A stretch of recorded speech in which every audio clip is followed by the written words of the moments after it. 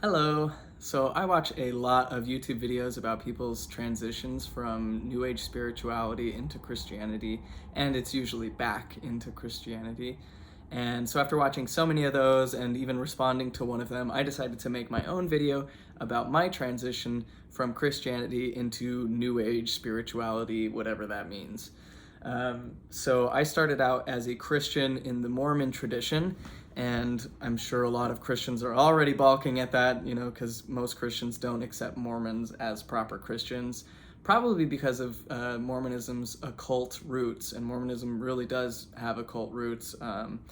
From the very beginning, Joseph Smith, the founder, his family was heavily steeped in folk magic. They performed several rituals as a way of accumulating material wealth. Joseph Smith's use of scrying stones, peep stones, seer stones, whatever you want to call them, that is like an ancient and esoteric practice, and he used it to dictate the content of the Book of Mormon, which is like that whole process is like an alchemical occult process, and not unique to Joseph Smith or Mormonism. Oliver Cowdery's use of dowsing rods, the temple, which is derived from Masonic and other high magic ritual systems. The whole thing is just steeped in occultism and paganism and other things. Joseph Smith even died with a Jupiter talisman in his pocket. And most Christians would see that and be like, wow, well, that's, of the devil. I happen to think that's pretty cool. I think it's cool to recognize the spiritual potency of traditions outside of your own and try to synthesize those into a contemporary paradigm for understanding our connection with the greater universe. And so I don't hold that against Mormons or Mormonism. I think it's kind of cool. And I guess it set me up for this horrible, degenerate path that I'm on now. But, Mormonism has really tried to get away from those occult roots. It still is definitely there in the temple. Members are no longer encouraged to do Masonic rites in front of an altar in their own homes. Now you can only do it in the temple. So they are scaling back and trying to conform more to American evangelical concepts of Christianity.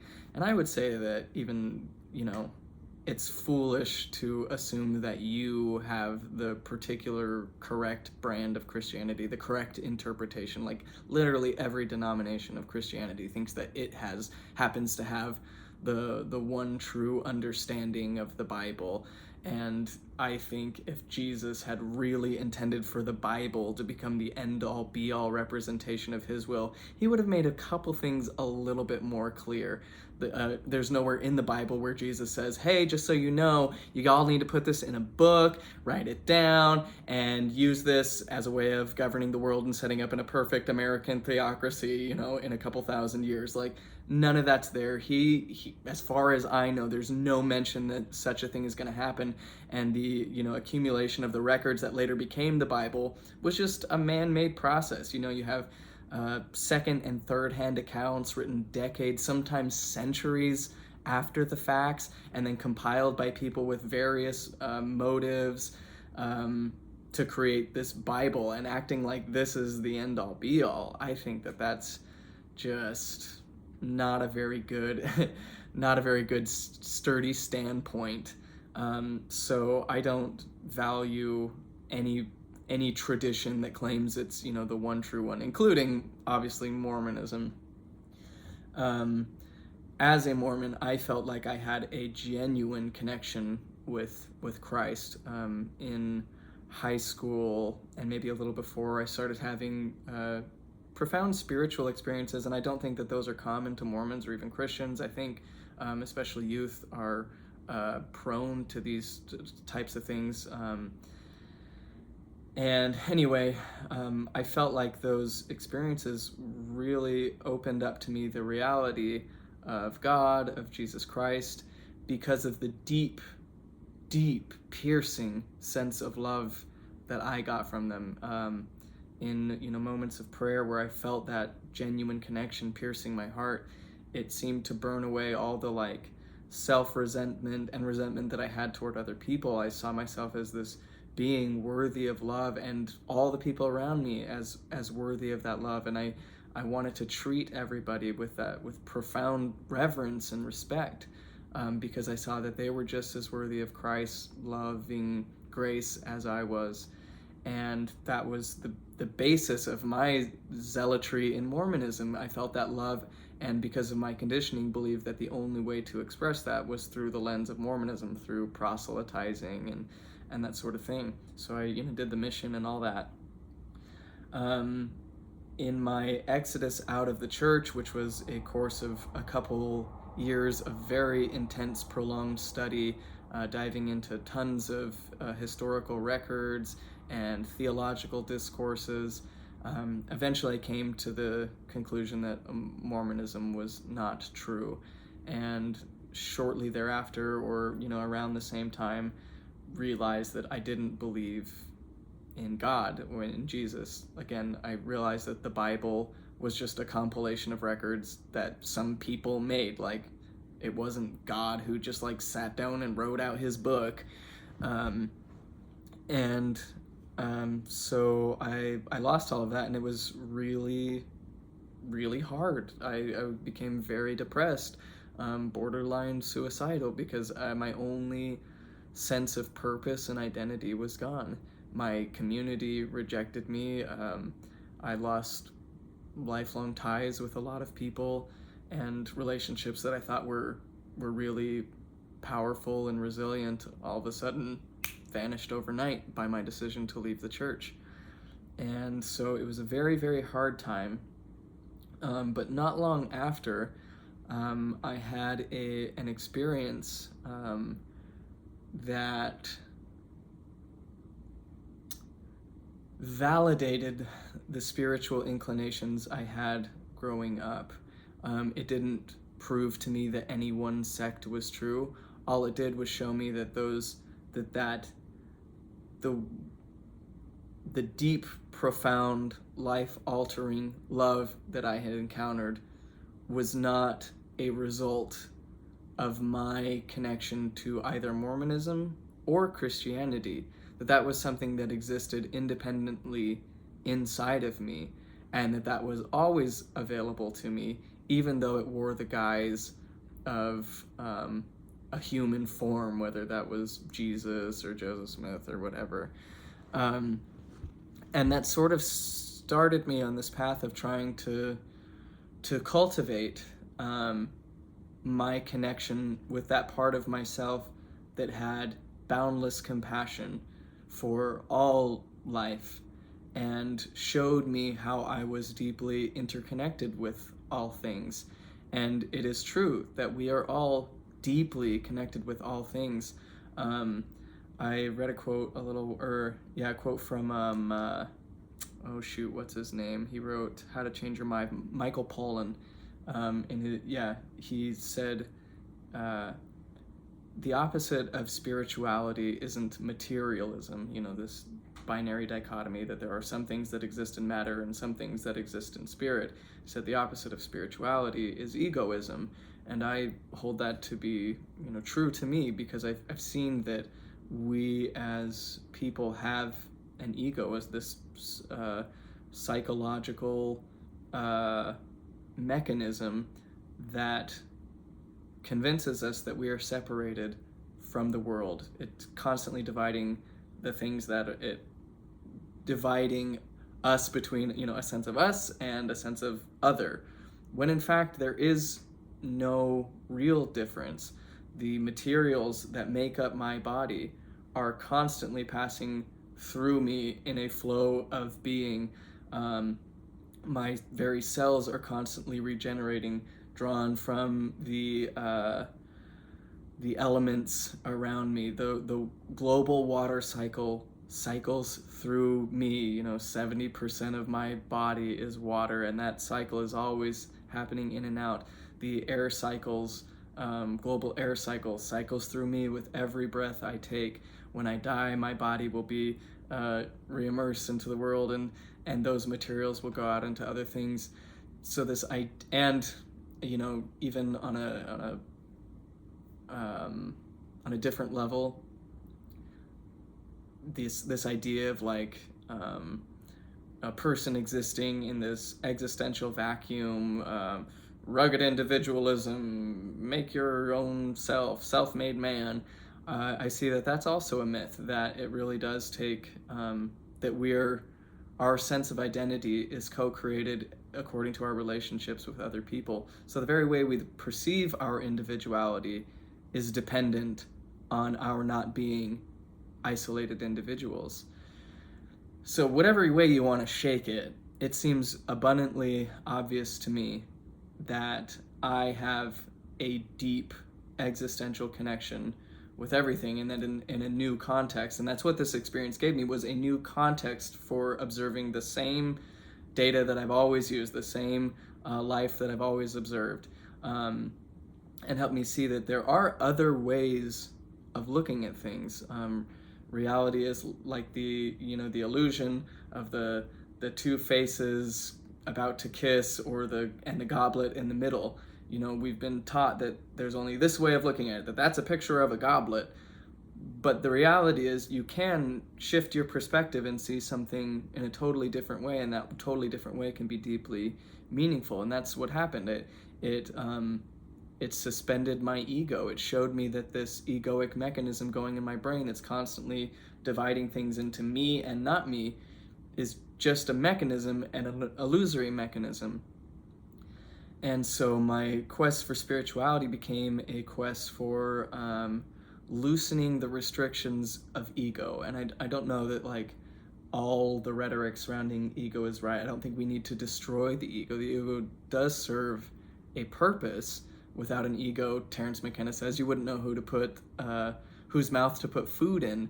So it does serve a purpose, but when we're so caught up in that illusion of ego, it becomes dangerous. And rather than expanding our circle of compassion and seeing that the world around me is literally me, after a manner of speaking, and that I can't do harm on another person without doing harm on myself, or another creature without doing harm on myself.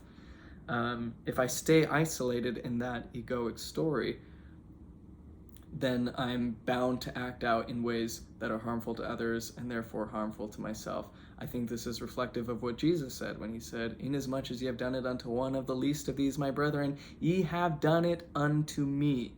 He was aware, or at least the records indicate that he was aware, that we exist in an interconnected web of being, and that what affects one affects all, and that you can't hurt another without hurting yourself.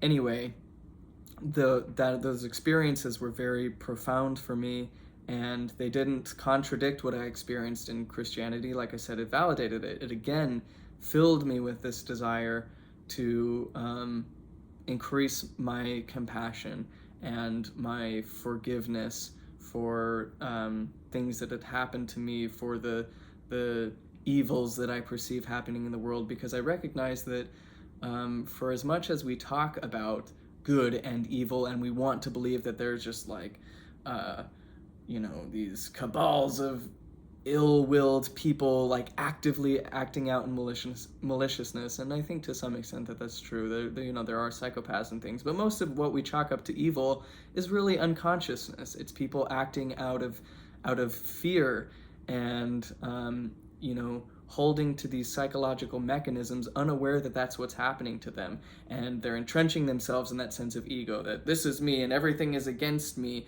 rather than seeing how this is me and everything is connected to me. So I got into, I guess I returned to meditation. I was exposed to some Buddhist philosophy in high school with study of world religions and things, and had begun practicing. And I guess you could say that was like the beginning of my faith crisis, because as I meditated, I saw that I was able to break out of harmful patterns more quickly than when I was praying to break out of harmful patterns, simply because I was being aware rather than just desperately clinging to some idea of escape. And so I, started getting back into that, and I guess this is a good point to start talking about my concept of New Age spirituality versus what I see in so many YouTube videos. What I mostly see in these videos are people who get into the aesthetics of New Age religion, whether that's using tarot cards or crystals or taking on the aesthetics of various world religions, whether that be like Native American shamanism or Vedic, Hindu mysticism or yoga or whatever it may be, and those things can be very powerful. I've used tarot cards, and I find them a really fascinating way of reflecting your psychological paradigms onto a cards for a greater sense of self-perception. It's not that like these cards are magical and they're going to tell me exactly the past, present, and future. It's not that at all. It's like how Mormons talk about reading the scriptures and likening it to yourself. It's like that, but it's more interactive and co-creative.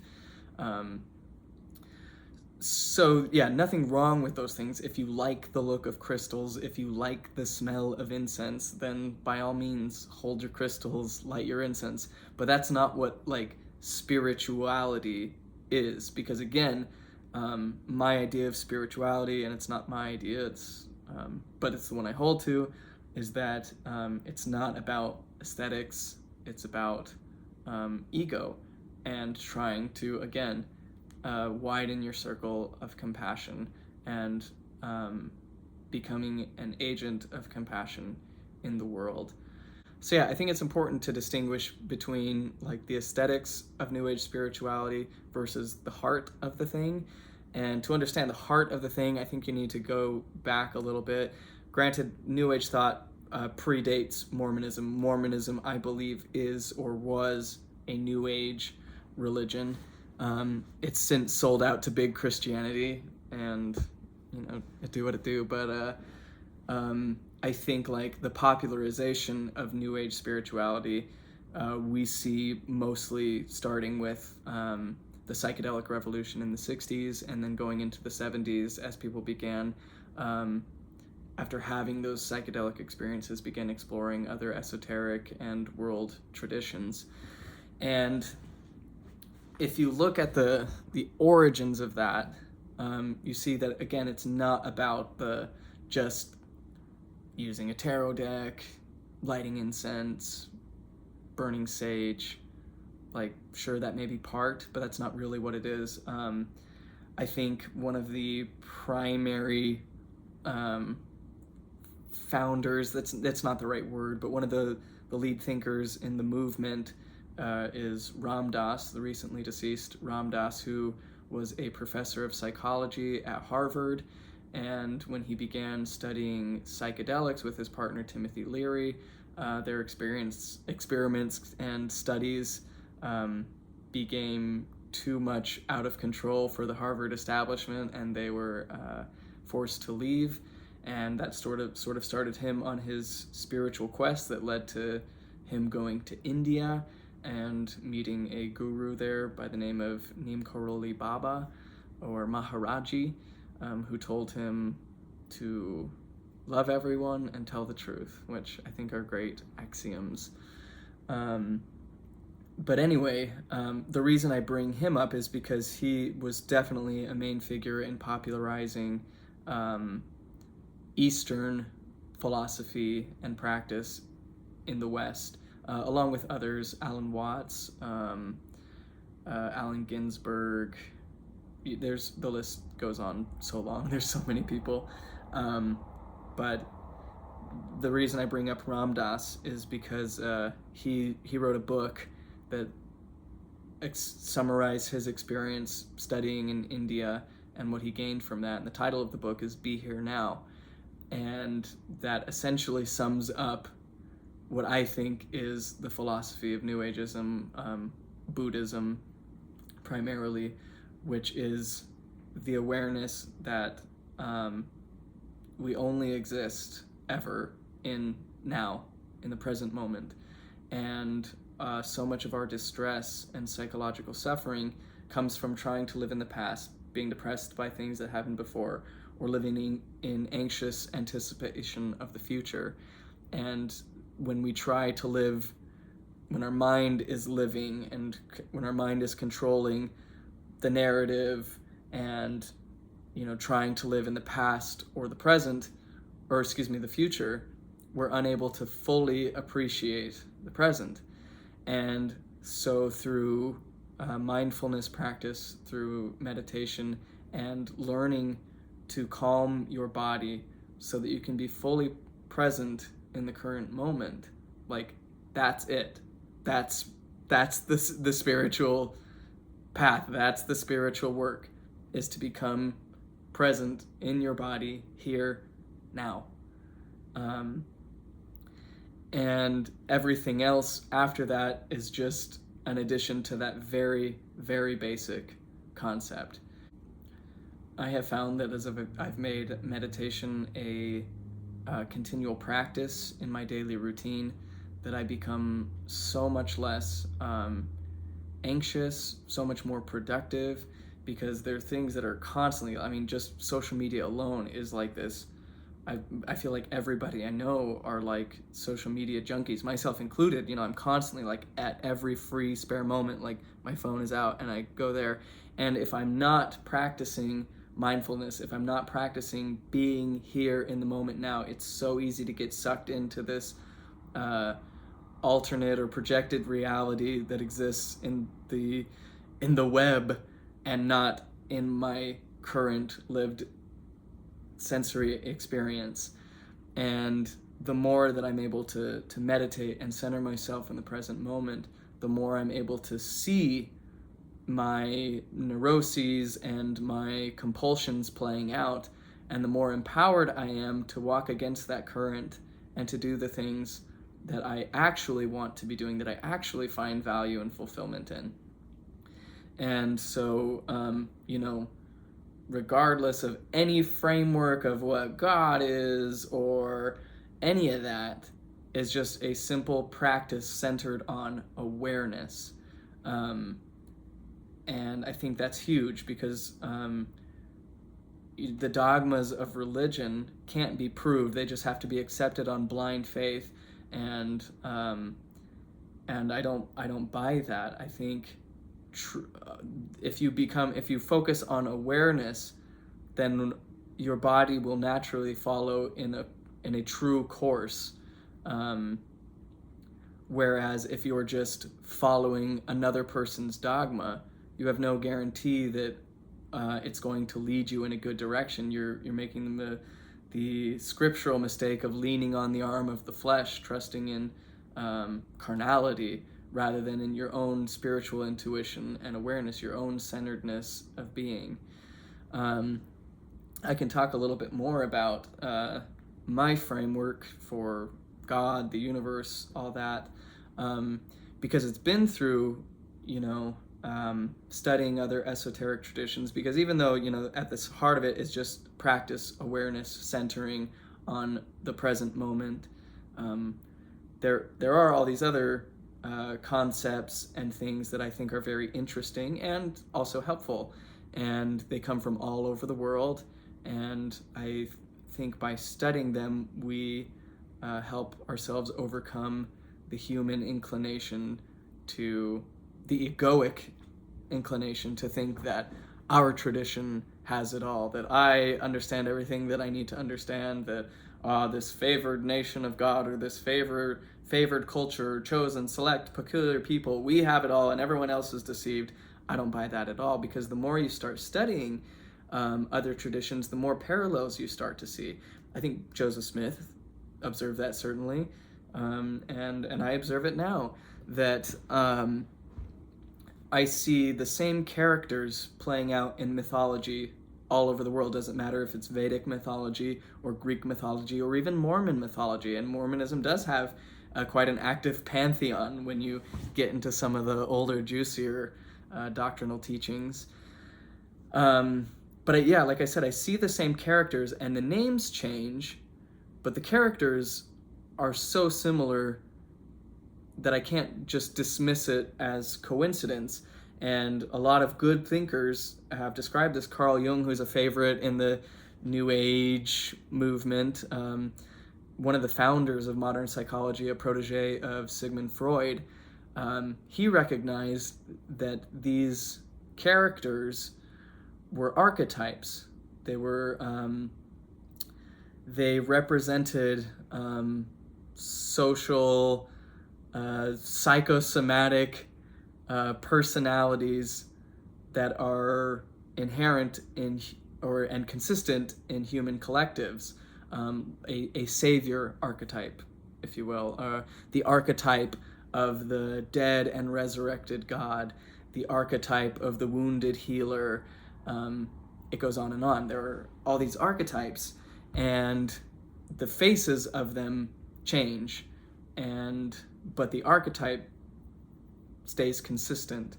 And so rather than getting fixated on the particular costume that the archetype is wearing at the time, whether that's Jesus or Krishna, you can look at what's underlying the archetype, the principle, and you can recognize that both Christ and Krishna are archetypes for this universal consciousness in the flesh, existing in a human form, and that being the source of, again, boundless compassion. And so I think that's really interesting. So rather than my spirituality being a way of trying to feel exclusive and better than everybody else because I have the one true understanding of God and the universe and religion, I can recognize that every culture that I've studied, that I see, has these stories, has these archetypes, have these values, and that we differ on aesthetics. We have the archetypes take on a setting that is familiar to us in our culture and our surroundings. But what's important is the lessons that lie underneath. So my spiritual path has led me to studying all those things and taking truth from wherever I encounter it. A lot of people who make videos on YouTube about their bad experiences with the New Age, I think when people start getting into things like psychedelics, things like conjuring practices associated with magic and occultism, demonology, and that sort of thing, I don't want to say like, oh, those are just fake, you're making that up. Anything that messes with consciousness ought to be taken very, very seriously. I think perhaps the New Age does itself a disservice by making those things seem so accessible to everybody, because the reality is that we all have different psychological programming going on, different hardware sometimes, and not everything is for everybody. People with schizotypical or psychotic tendencies ought not be meddling with mind-altering substances or conjuring of spirits and that sort of thing, because if you are not, if you don't have the right hardware, and I'm not saying that those states of consciousness are bad. I think largely our society, our capitalistic, consumeristic society has overlooked the value that those states and those personalities can offer, and that hopefully in more ideal societies in the future there will be a place for that type of mindscape, because I think it can be very helpful. What we know today as schizophrenia, other cultures know as shamanic healers, and the difference is the paradigm which we approach that and the training that those individuals can go through, and the support that they can receive from others who are in that state, who can help them use those states for the betterment of society. I hope we can get there.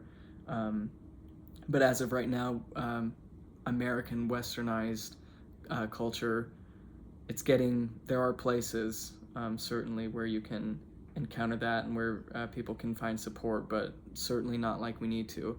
So I think that anyone getting into these sorts of things, be it psychedelics, even cannabis, you ought to be very careful about how you proceed with that, because you can make your life a living hell. If heaven and hell exist only in the universe of your own mind, well, then they still do exist on some paradoxical level. And if you are not ready and diligent and disciplined and aware and supported, then you may be biting off more than you can chew psychologically. And that is very dangerous, and you can make your life a living hell. And so I don't think playing with consciousness should be done willy-nilly. And I think that's where a lot of people go wrong. They're just like, oh, spirit guides and summoning an angel that's gonna help me do this or that. It's like, you're messing with your mind here, and the mind is the most powerful creative agent in the world. Everything that exists that was built by humans, from our most complex machinery to our simplest forms of art, comes from the human imagination. This is an extremely potent creative thing. And even if you can imagine a demon attacking you, well, that's still a really powerful function, and whether it's imaginary or not, it's still experienced as real. And so I'm not here to say like that exists or doesn't exist. It frankly doesn't matter. What matters is minding your own consciousness and being safe. So that's my word of caution about some practices and traditions associated with New Age, that it's not for everybody, and it's not something that ought to be dived into with no thought.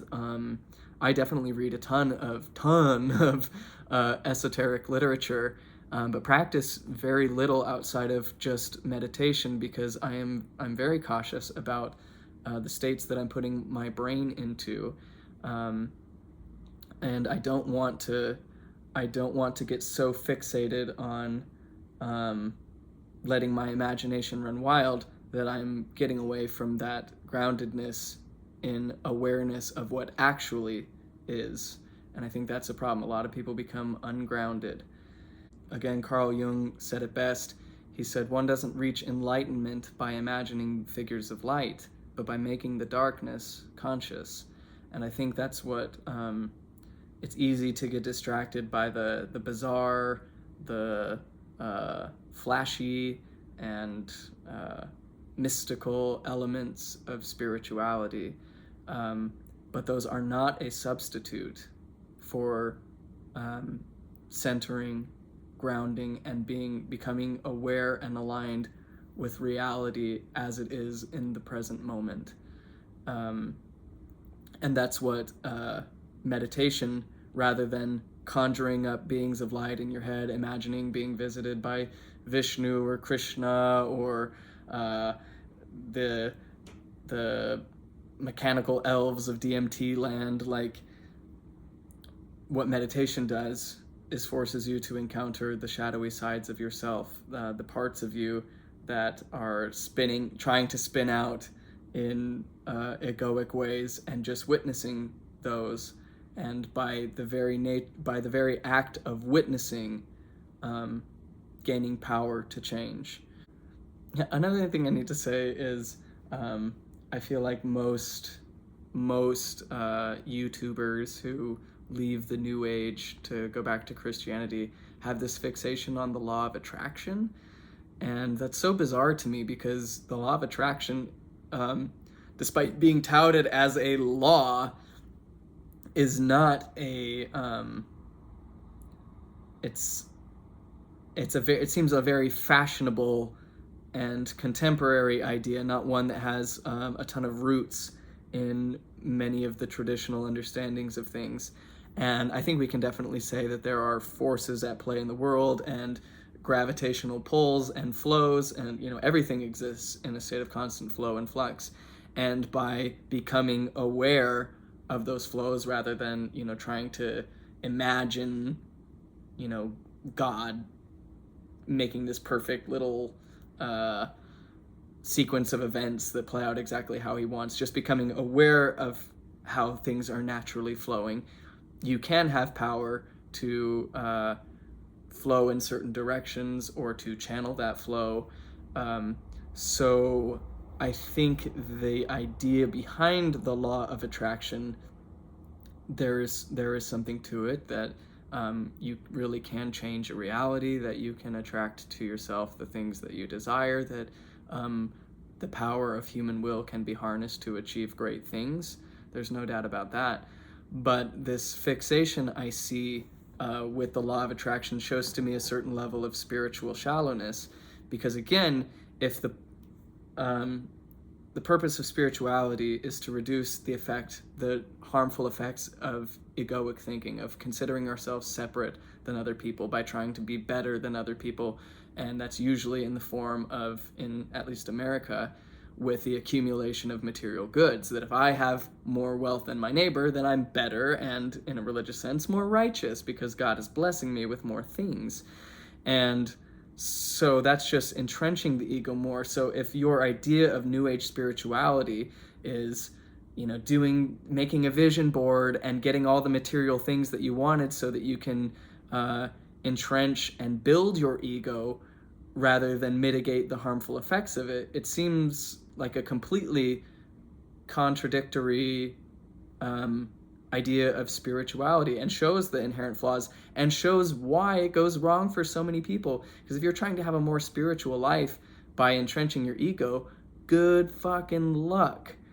In that sense, like, that to me is demonic, and makes perfect sense why people don't find spiritual satisfaction in that, because as every mystic or philosopher worth their salt can tell you, happiness doesn't come through the acquisition of material things. It comes from being centered and connected. Even just like a clinical psychological idea of recognizing depression as just a total sense of isolation. People who are depressed, they've done studies, and shows that the very language that they use to process their experience is so much more focused on I, me, than somebody who's feeling a healthy connection with the world. And I'm not blaming people with depression for being, self-centered or whatever. Only that the pursuit of self-centered goals will not result in spiritual fruit. And so all these people making these videos about, the law of attraction worked and New Age spirituality is demonic because I got all the things I wanted and still had a horrible time. It's like, duh, what were you expecting? Again, if your purpose is not to become aware of the connections that you have with everything in this world, in the known universe, then it's not going to do you any good. If you're increasing your sense of division from the world, then you will find yourself divided against the world.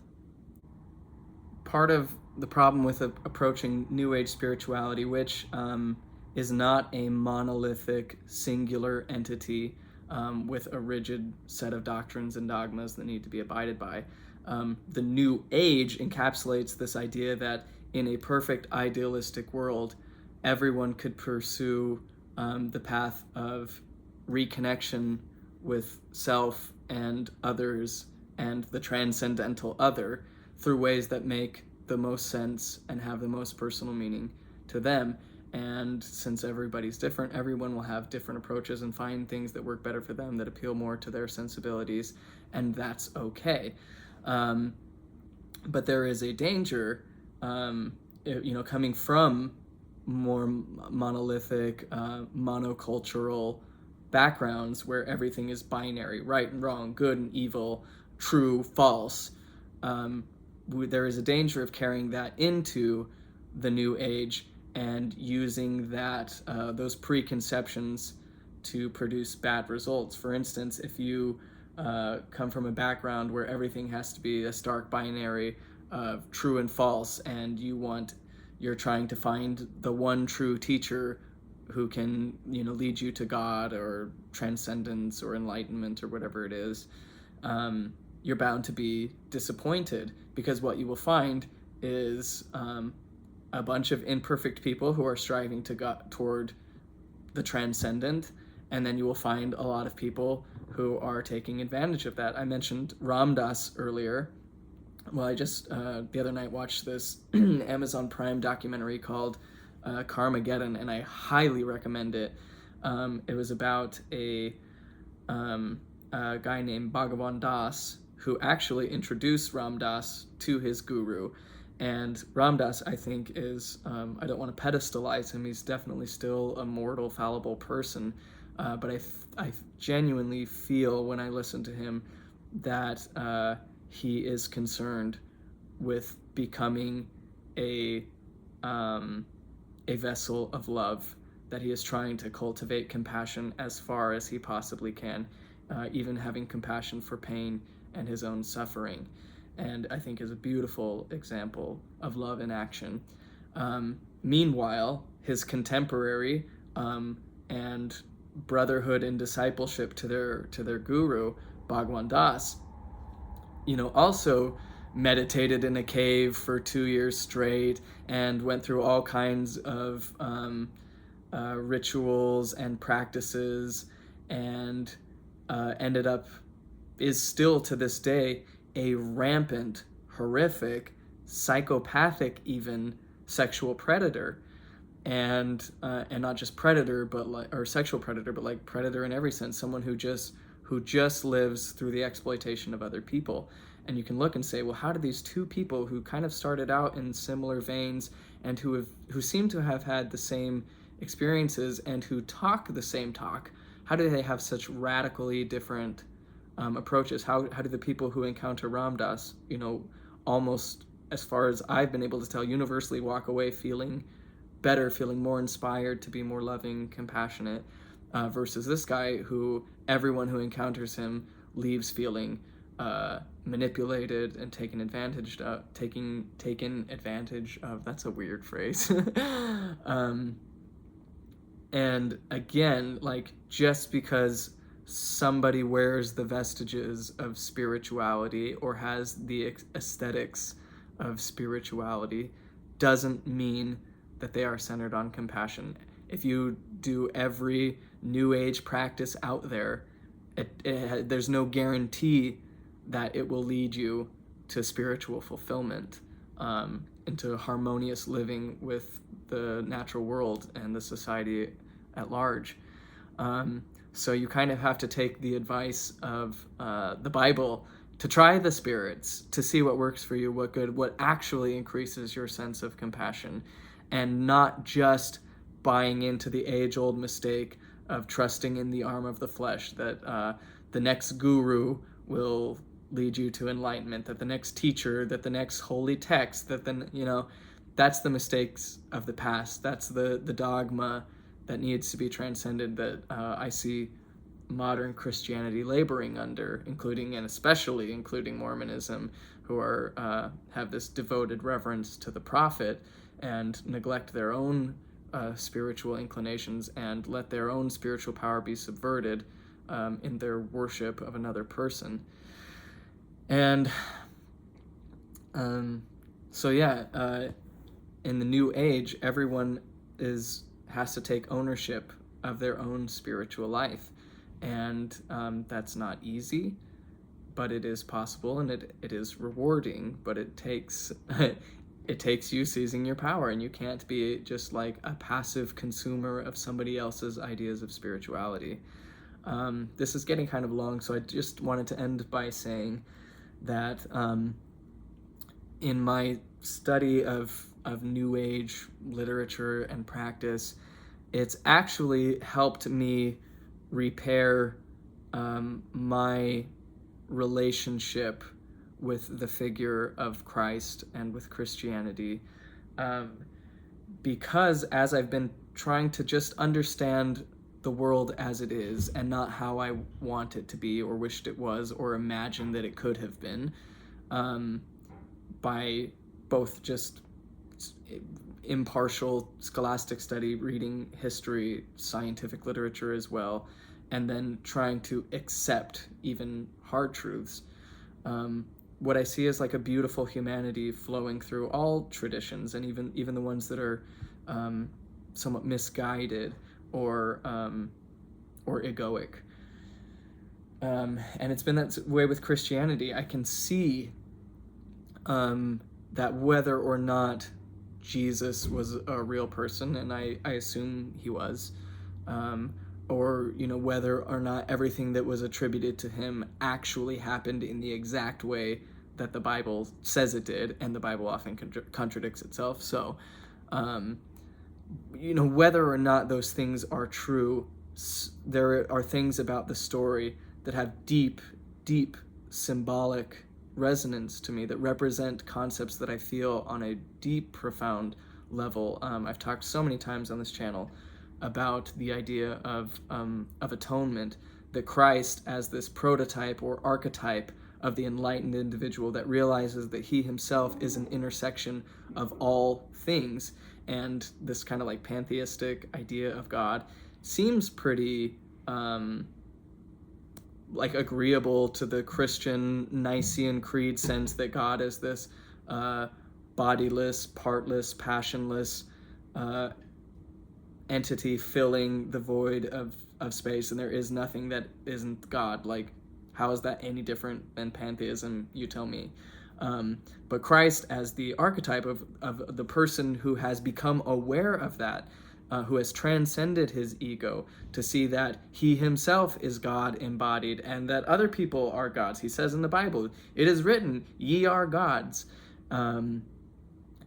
As someone who became aware of that, it became his mission to take upon himself the sins of other people. And of course, sin isn't the modern way that we view it. Sin means to miss the mark, and to take that other people's missing of the mark upon himself, and rather than using it as a way of judging and condemning them, he takes it upon himself to feel what they feel, to experience what they experience, so that he can learn how to be their advocate. That to me is so powerful. What a compelling story. So much that he bled at every pore and suffered the most like inhumane death you can imagine. Who isn't compelled by that story? The difference between my belief now and my belief then is I used to believe that Jesus's spiritual work was good enough that if he had compassion for other people and he could be their advocate, then I didn't need to be. That wasn't necessarily true, because as I had those experiences, I wanted to be that, and I felt it was like the natural result. But now, without all the baggage associated with that, I can recognize that I, as someone, you as someone who's realized that same thing, that you are God, you are the intersection of all things experiencing mortality, you are the awareness, the universal awareness behind your thoughts, behind your feelings, behind your body. Then comes with that awareness a recognition that, like I said in the beginning, that you can't hurt others without hurting yourself. You want to be people's advocate and not their judge. And Jesus was such a powerful figure for going against the religious structures of his day, and standing up for those at the margins of society. And I think that same work ought to compel the heart of every Christian today, and every truly spiritual person who comes to that same level of awareness. So I don't have many qualms about the figure of Christ. I'm not in contention with him. I don't see myself as ever having to, leave the New Age and get back to Jesus. I'm like, I never left Jesus. That those principles, that deep universal love, exist in me. They did from the time I was a child till now. I've simply found more ways of viewing that principle, other sets and other costumes that archetype wears, and those are just as valuable to the people of those cultures and traditions as Christ is to the Christian tradition. So it's about letting go of the intellectual superiority that we want to cling to, and recognizing that it is the principle behind the characters that is salvational, and not the person itself. His religion would be considered a New Age religion, a new approach to old paradigms of thinking, taking the Jewish Hebrew forms and updating them. And I think that's what's happening now in Christianity. And so it's not to say, like, yeah, again, I don't think New Age is opposed to Christianity. It embraces it, and appreciates all these deeply meaningful human stories as being all of our stories. I don't consider myself in my basic identity an American, a Christian, whatever. I'm a human, and the stories of other humans are my story because they are a part of who I am. And so I want to be open and embracing of all those traditions, and hold to the good and disregard the unuseful. And I think that's an important, maybe distinguish what is useful and not useful, what cultivates your sense of compassion and what limits it. It requires a great level of independence. Like I said, you have to be willing to stand on your own 2 feet, and to approach the throne of grace on your own.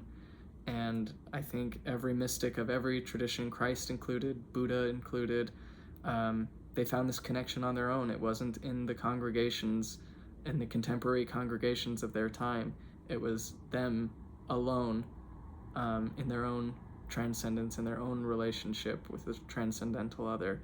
And I hope that can be the case for everybody watching this, that regardless of your feelings of Jesus or Christianity or New Age spirituality or whatever it may be, that you can stand on your own 2 feet in your quest for compassionate living. And so I'll just leave that with you. Thanks for watching.